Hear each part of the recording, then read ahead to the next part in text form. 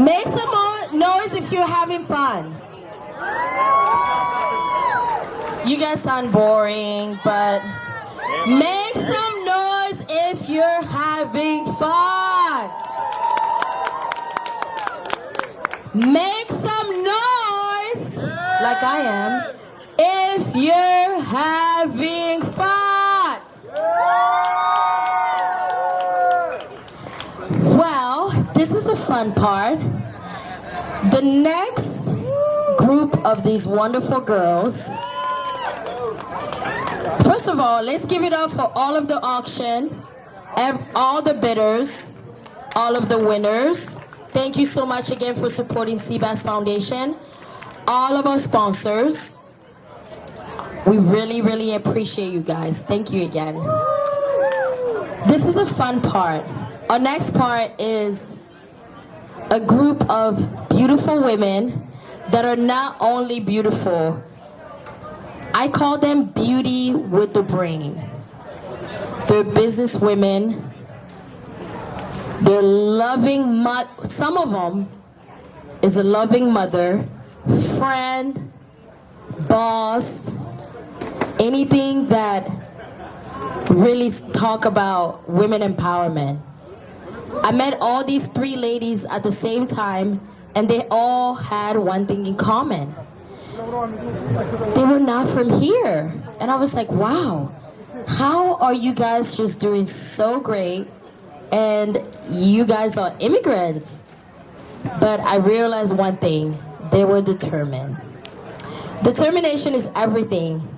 When I started Sebas Foundation, I was determined.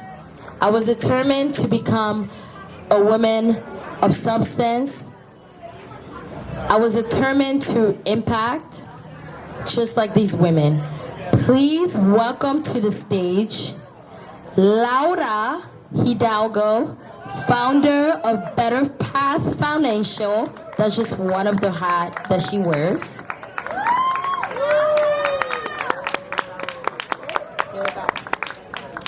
Jumi Adeyinka. I like how her name sounds. Adeyinka. Founder of Skin Deep Sculpting, the #1 post-op clinic in Houston. Give it up for Jumi.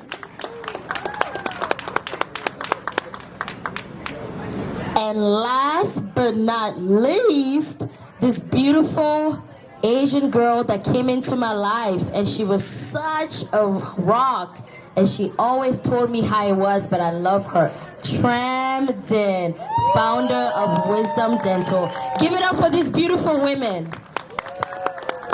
One thing about all of us is we are friends, and we hang out a lot. And I've learned so much from these beautiful, beautiful women. And we're gonna sit down and talk to them and figure out how they were able to crack the code. Like some of them say, right? They're cracking the code for the betterment of immigrant women, refugees women that have made an impact in our community. Thank you so much, ladies. So I want to take this time to just give you the mic so you can introduce yourself and tell us who you are, what you do. Well, hi everybody, and thank you, Chef Jenny. I saved you my phone as Chef Jenny for throwing such an amazing event. My name is Tramden, and I'm the owner of Wisdom Dental. I provide digital marketing services for privately owned dental practices, and I look forward to getting to know you guys a little bit more when we chat. Hi everyone, and good evening. Thank you for coming, and thank you, Jenny, for putting on this amazing event. My name is Jumi Adeyinka, and I am the owner and founder of Skin Deep Sculpting, and I own a post-op recovery med spa in Houston, and I look forward to sharing with you guys a little bit about what we do.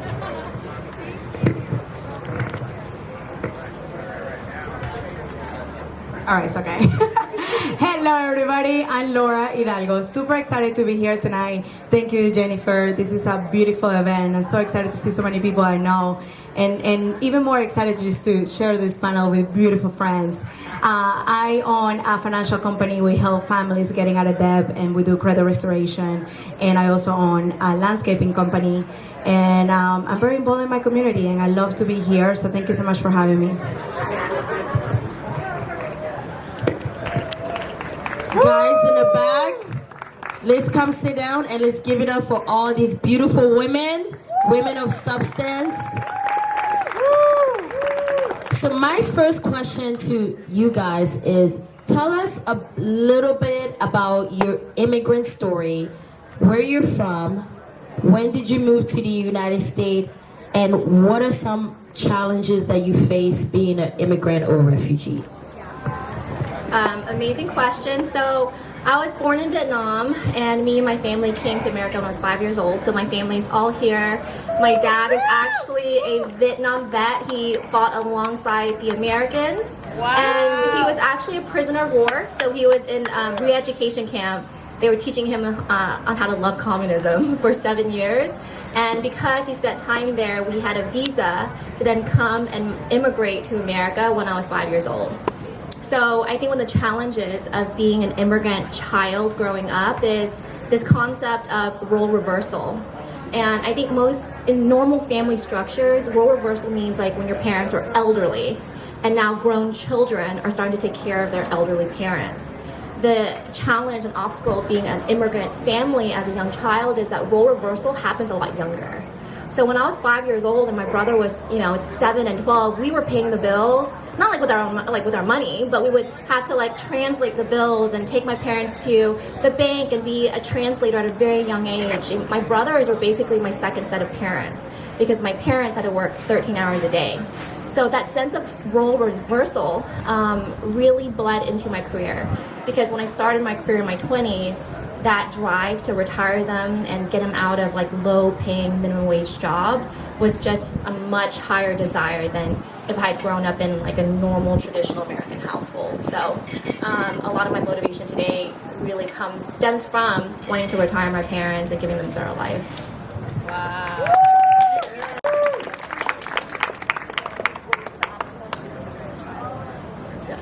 Okay, so the obstacle of being an immigrant child, being raised in an immigrant family. So I came into this country at 8 years old from Nigeria, speaking Yoruba and not much English.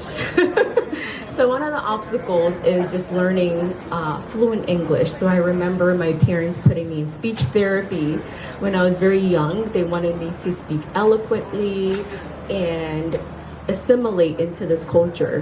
One of the roles one of the effects that played is identity for me, right? Learning to be Americanized, but also hold on to my culture.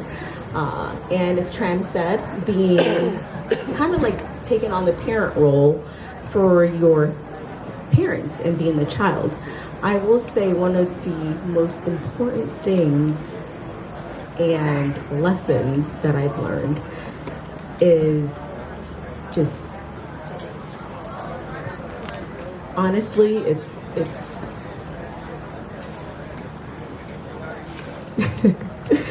one of the things that I've learned, and the role that being an immigrant child has played to me is being very resilient.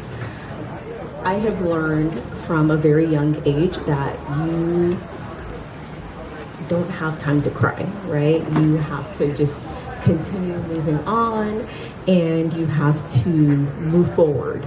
Everything is an awkwardly mobile act, right?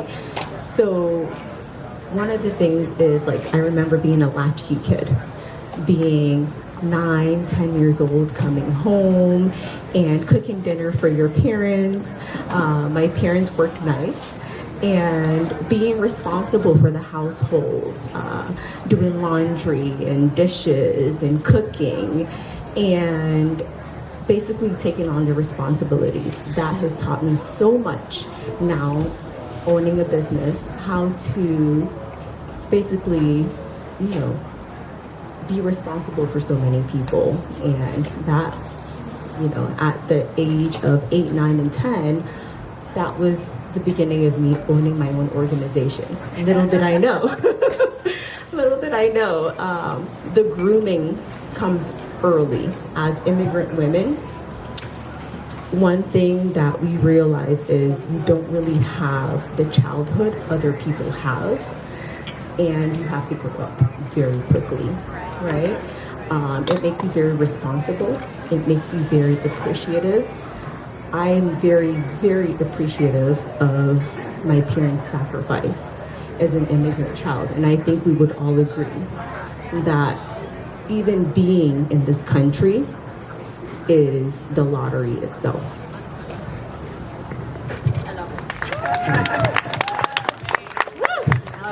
That was great, Jumi. Okay, so get excited. I'm the Latina in the group. So I'm loud and I'm happy to be here. So I'm Venezuelan. I'm from Venezuela. I came to the United States when I was 17 years old. And hi, friends over there in the back. I'm glad you're paying attention. So anyway, I came here when I was 17 years old. And when my mom told me, hey, we're going to the United States, when you're 17 years old, you just don't really understand what's going on in life, right? And I thought that I was coming to Disney World, right? And I was like, oh yeah, we're gonna go see Mickey Mouse and, you know, all this great stuff at Orlando. Yeah. But that was really not the thing. We came here with $1,500. My mom is a visionary, and I owe her so much for my own success in my life right now. And my mom was so on point with that. She's like, we're going to the United States. My brother was born here, so we have like a way to come in legally. So my brother is American. He was born here. He's white and dark, so that's that. That's how that happened behind the scenes. That's always being in my family. I'm like, Mom, why do you didn't have me in the United States too? Like, what happened? Like, why do you have me in Venezuela? So, but I was born in Venezuela, so we came here, and then through my brother, we were able to get papers, you know, and be legal in United States. So thank you, brother, for picking United States to be the player for like, and Tulsa, Oklahoma, he was born. So pretty exciting stuff. Long story short, it's a long story. I can be here like, you know, for hours talking about like the whole 22 years that we've been in the United States. But with $1,500 that we came to this country, my mom bought a car. It was $1,300. We only have $200 left. So my mom and my brother started working, and I went to high school because I was 17, didn't know anything else, and I didn't have papers quite yet. I came to the United States legally, but I didn't have like papers to work, and I was 17. So I went to high school, and that was a struggle because I didn't speak any English. I only knew how to say hello and good morning and thank you. That was it. I was the worst in my English class in Venezuela back home.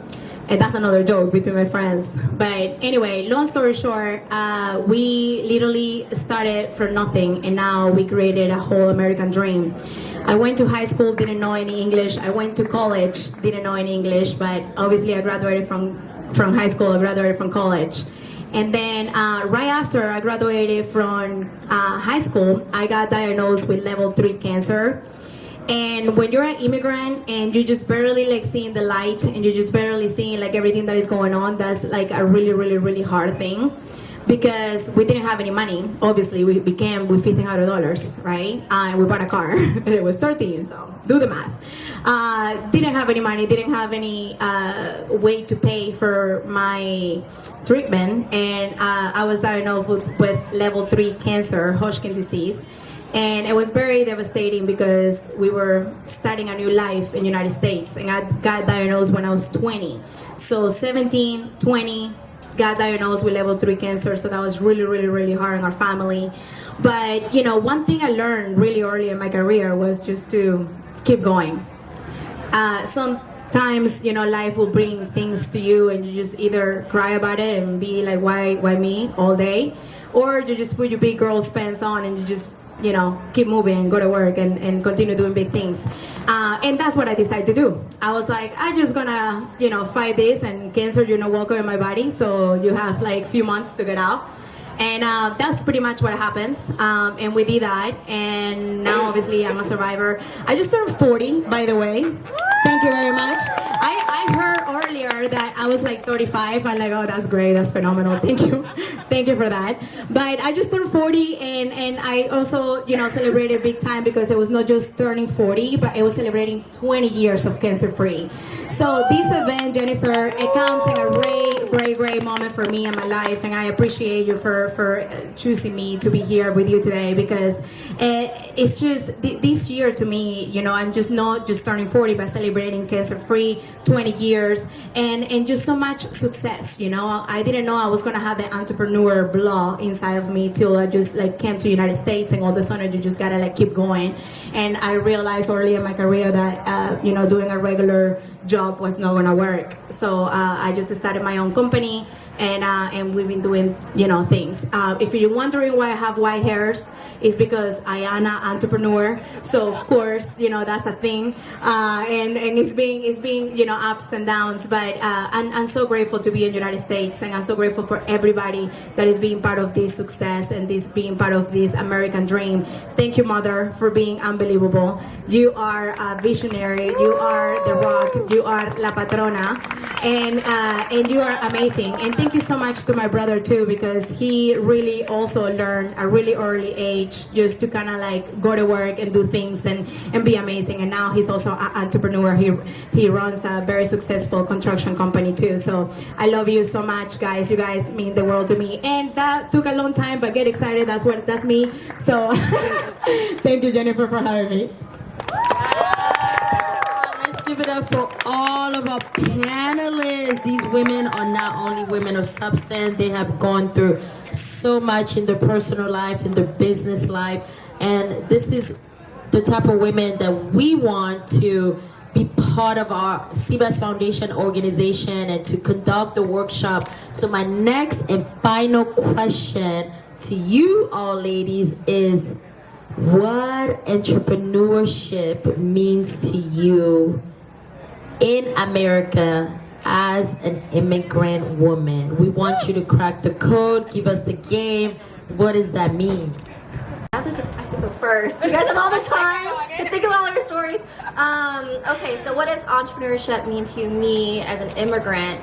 Well, I talked a little bit about my parents, and not only are they immigrants, but my dad had me when he was 47. I'm 33 and he's 80. So I think for me the story is a little bit different because I not only have that desire for success, but have that urgency to make it while he's here and really get to enjoy this life with me and my family. So I think as an immigrant, I watch them work really, really hard jobs. I feel like they've given up. An easy life in Vietnam. I mean, my dad had a coffee plantation. My mom was a stay-at-home mom. So she thought coming over to America, she would have a similar lifestyle. Instead, they both worked 13-hour days, and I had to watch that. So they were not shy about it at home. They specifically said, we brought you here so you can retire us. They were not shy about it. In a Vietnamese household, it's not like, soft language. So I think I grew up with this sense of guilt, and not guilt, but like a debt that I wanted to repay. So when I graduated college and I got fired from my first job in corporate America, I lasted 6 months. I was in a rock and a hard place, and I had to make a decision: do I want to stay in corporate America or do something different? I think looking at the trajectory there, I was never going to make the type of money that could comfortably take care of me and my parents. And I think that's a difference between a normal person and an immigrant child. We don't think about just ourselves and our lifestyles. We think about ourselves and our parents. I think my parents are like my first set of children. I want to take care of them first before I have my own family. So as an immigrant, I made different decisions in my career. So I don't think I chose entrepreneurship because I was motivated or inspired or had the tenacity or the skill set for it. I think it was purely a process of elimination. I didn't want to stay in corporate. I wasn't smart enough to be a doctor, so by default, I had to become a business owner and literally had to make it. There was no other choice. It was a make it or break it situation. So my brother recruited me into a network marketing company. I lasted 2 years, recruited 500 people, did that with him, and then I got recruited again by an ex-boyfriend. He was 42, I was 25, and I worked for him for free. So it was like an apprenticeship, you know. My friends used to make fun of me. Oh my God, you got a sugar daddy. I'm like, I don't get paid and I don't get gifts. If this is what it's like being a sugar baby, I don't want to be a sugar baby. It was literally like an apprenticeship. So I worked my butt off for 2 years. He promised me equity and never got it. And I was crying to my mom. I was 27. I left the business, crying to her and saying, Mom, I can't believe I'm 27. I'm about to get evicted. I'm about to get my car repoed. She worked as nails and she was crying about my situation, and a customer was in there one day and she's like crying on him, and he's like, hey, what's going on? She told him my story and he said, you know what, I don't own a business. Let me talk to your daughter. I'll just give her some advice. So I meet Jim Morton, a successful businessman in Austin, for lunch, and in 30 minutes, 2 lunches later, he says, you know what, I'll back you, I'll back your business, I'll get you a business loan, I'll back it, you'll pay off the business, you'll pay off the bank, but I'll back the loan for you. So that was 6 years ago. I started my business. In 6 months, I hit 6 figures, and it's, you know, the rest is history from there. We've doubled every single year. Jim Morton is still an amazing friend of mine. So when you talk about being an immigrant, it literally shaped every single career decision ever made, to the point where my immigrant mother was the one that got me connected to an angel investor that invested in my business and literally is the career in the business I have today. So if there's anyone in life that deserves a lot of credit, obviously my entire family, my brothers for raising me, my eldest for getting me into network marketing. We recruited like thousands of people together. My mother for getting me, you know, the biggest connection of my life. So my immigrant story literally defined who I am as an entrepreneur. It's amazing. Okay, so my immigrant story as an entrepreneur is a Nigerian woman who came to this country at 8 years old and had a very thick accent. You could not even, you know, decipher what I was saying. Started with me, Tram mentioned about, you know, being in the medical field. I am a med school dropout. My immigrant story is a very interesting one. It is one of faith, and that is what defines my business, my success, accolades, whatever you can call it, is faith and my trust in God, right, over everything. So I began my business 3 years ago, basically off of nothing. Started my business off $200 being fired as a case manager in the nursing field. And I would say I don't have that very close, tight-knit family that most people do, but it's not anything that I count against me. It is something that makes me work even harder and allows me to challenge myself even more. As a mother of one amazing 6-year-old child, it is something that when I think about my journey, let me rewind and tell you. I'm one of 4 children that slept on the floor on a mat in the village in Nigeria. So we didn't have air conditioning, so this is, I'm used to this, this is normal. And, you know, we would eat from the same bowl, rice and stew, you know, and just struggle. The biggest lottery in my entire life is coming to this country. I always envisioned coming to America, and I said, if I could just step foot on the land in this country, I would make everything else happen with God, and that's what happened. My immigrant story and what I aim to do is to empower other people like me, other women of color, and that's something very close to my heart. I talked to Jenny about this, about hiring refugees, because, you know, Americans, we have lots of opportunity, but people from other countries, we have very limited opportunity. My vision, my plan, my goal, my vision is to help other women my age, younger, older, to be able to dream of starting a business, to empower themselves, to encourage themselves, to step outside of the box. We own one of the top 3 largest post-surgical reconstructive and cosmetic surgery med spas in Texas. And it's not by happenstance. It's by a lot of hard work. It is by a lot of educating myself. I remember taking classes during COVID at Cornell and Harvard online, and I am a Baylor med school dropout. So it's a lot of falling on your face, getting back up, encouraging yourself, crying in the dark, praying, just doing what it takes to get there. And I will say my immigrant journey and my purpose in life is not just to make it in my business, but to build other people up to where they can make it as well. A lot of women are very downtrodden. They don't think that they can do it themselves. They have a very negative self-talk. So I try to empower my staff. We have 17 employees in 3 years. And my goal is to make most of those women in management and leadership positions, to help them build a better future for their family, and to empower them, to let them know, you can come from making X amount a month and making that same amount every day. It is amazing what you can do when you literally just do not give up and you do not take no for an answer. And Jenny's team, she is our amazing chef. When we do sales meetings for plastic surgeons, I have Jenny as my woman. She meets some of our surgeons and she sees me in action, and no is not an option. I don't even know what that word means. No, I've never heard of it.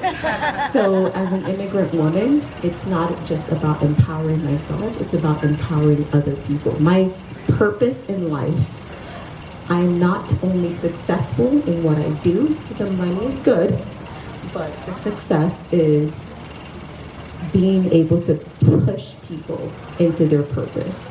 And I always tell women, especially immigrant women, women who've gone through difficult past, as I have, is if someone tells you no, you say, okay, I'll see you next week.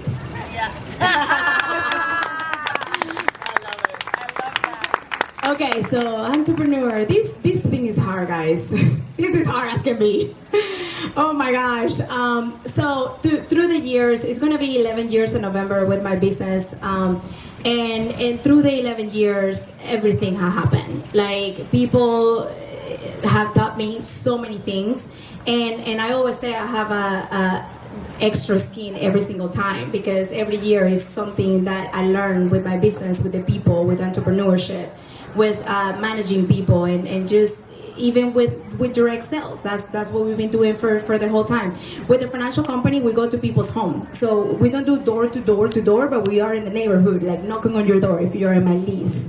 So it's amazing to see that, and to be able to do direct sales. It takes an unbelievable type of person to do that.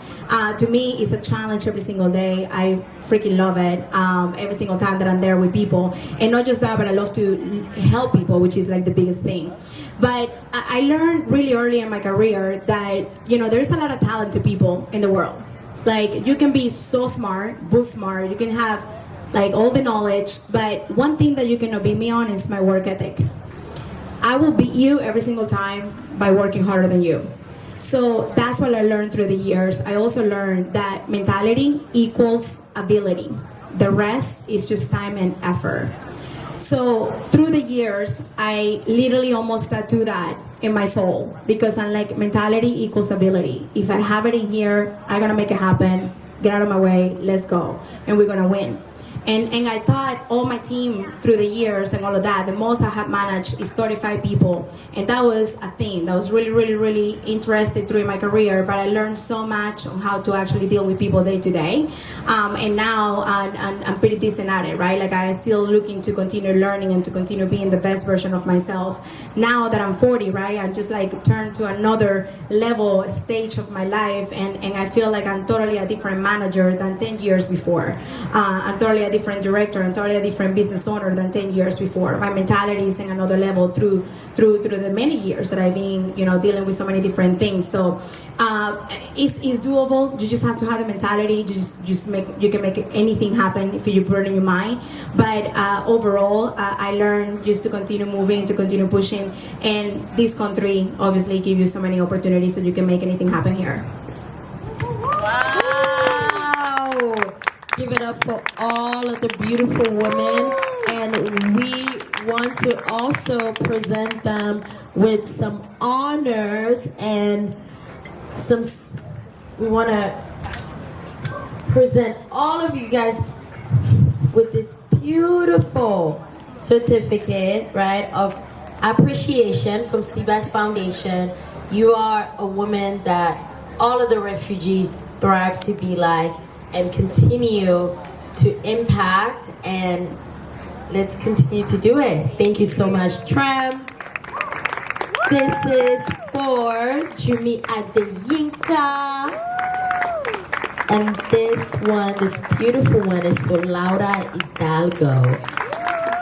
Give it up for all of our honorees. We're so honored to be in the presence of these women. These women are who shape the future of immigrant women, and they are the ones that are paving the way to women like me to become better and to do better. Thank you again.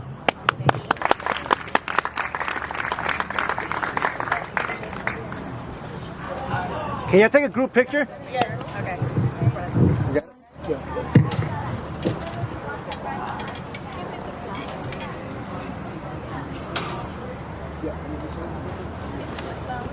Which camera? His camera right here. Right here. Here we go. All right, ready? 1, 2, 3.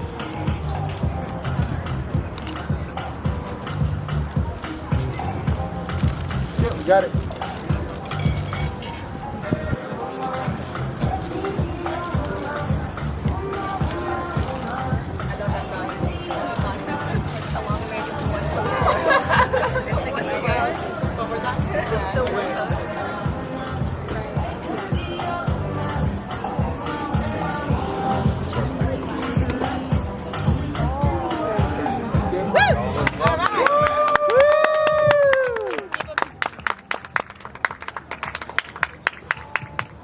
Let's give it up for all of our honorees. Our next certificate, we want to present it to this guy that this is actually my first time meeting this guy, right? So I was talking to a friend about my goals with Sebas Foundation, and she told me, she was like, man, I have this person that I want to introduce you to. And we were able to meet, and today is our actual first time meeting. Not only he's also an immigrant from Congo, but he has helped Sebas Foundation.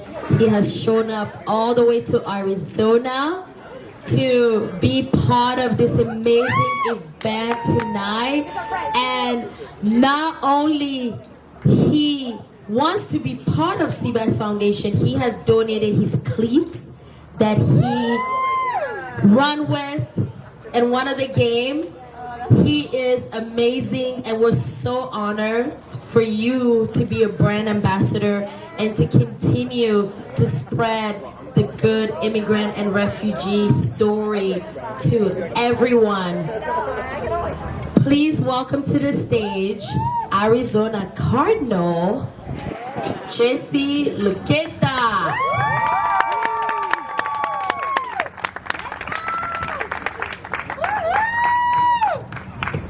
Thank you guys for having me in this beautiful event. Thank you for Jennifer for allowing me to come here.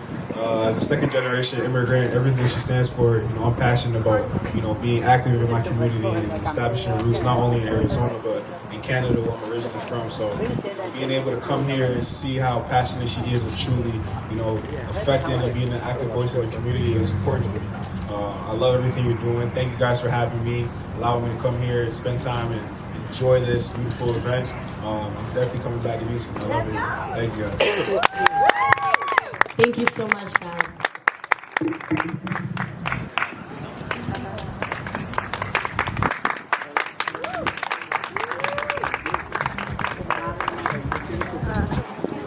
We good? Well, guys, we did it! Live fire is over! Oh my God, thank you so much, guys, for being with us tonight. We want to thank some of our sponsors that we didn't get to thank. Selvin Young, he was so amazing. I've known Selvin since I was 19 years old, and he has supported me all the way. We want to thank all of the ladies from Saks. There's a lady from Saks that gave all of our honoree and our special guests some beautiful goodie. Saks Fifth Avenue, make sure you are shopping there. We want to thank every single person that have volunteered. We want to thank our volunteer, our event planning community. I want to just shout some names right now, so let's give it up for Monique Wisdom, our event planner.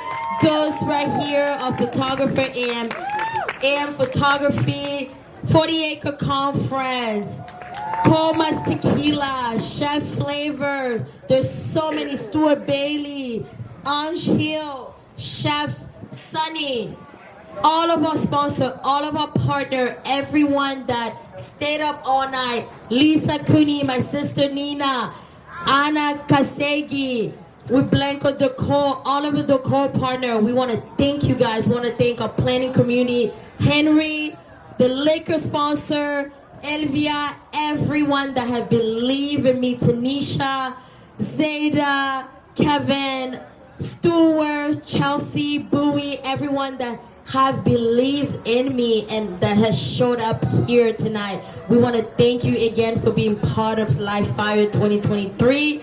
And let's say Live Fire 2024. 1, 2, 3. Live Fire 2024. Yay! Thank you so much for our MC. And thank you again for everyone. Thank you. Hey, real quick, and I want to thank everybody for coming out. I've known this young lady since she was a teenager, so we go back. We're going to make this even bigger next year. I want to give a big shout out to the Cannon for letting us do their thing. This is our 30th event here this weekend. I want to thank everybody that came out to the 40 Acre Conference for this whole weekend. Y'all be blessed. And give Jenny a big hand. Y'all give Jenny a big hand. Sponsor, make a donation before you leave. Love y'all. Love y'all. Thank you, thank you, thank you for our volunteer committees that calls Stuart Bailey. There's so many names. I'm seeing everybody and I just want to shout them out. Elvia, Selvin, we love you. Katie, Terry Ho, Johnny Dang, Chef Sunny, Chef Devon, Flavor, we are so excited. Thank you once again, God. Until next one. Bye, Tessa. Bye.